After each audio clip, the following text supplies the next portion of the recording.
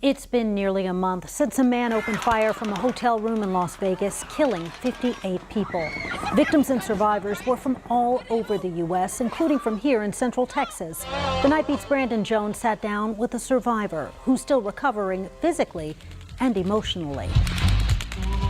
Photos capture memories. We had an amazing weekend. You know, we had my wife and I. We had some of our good friends from Denver, Colorado fly down and join us. Oftentimes, they're moments you can't get back. We had a suite at the Tropicana leading up to that event. Friday and Saturday, both evenings, seeing Eric Church and Sam Hunt.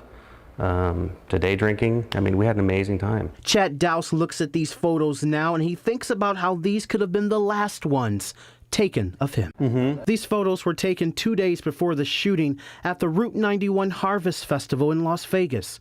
Dowse was one of many shot. I heard 4 or 5 shots. You know, most say it sounded like fireworks, which it did. You know, I looked at Jason Aldean and he had kind of the same look I did. He looked up in the sky and, you know, you could almost sense that he knows that it wasn't part of his show. Dowse says at first he thought the shots were coming from the crowd.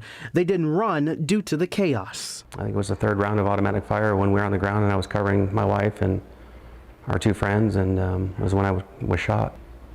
You know, we immediately called our son back home. He and my daughter were here, you know, and we told him we loved him, you know, and Riley needed to be a big brother to his sister. We didn't know if we were coming home. Dowse says the bullet hit the ground first before entering his torso. His wife and their friends were not injured. His x-rays show the bullet fragments still in his body. Most of them are embedded in my muscle that will eventually be surrounded by scar tissue. The physical wound has healed, but there's one you can't see. Dowse says the emotional trauma is there every day. I had a dream last week after going back to Vegas to visit and pay respects to the 58 that had fallen. I remember waking up at 3 a.m. in Vegas time, you know, with sounds of gunshots. There weren't any outside, but it's just the dream that I was having. Dowse and his family are in counseling, and he's even a part of a support group for victims and survivors of the Vegas shooting. He knows his life has an even greater purpose now, and he plans to fulfill it. You know, I don't think we'll ever find a motive. I don't think anybody will ever find the reason why.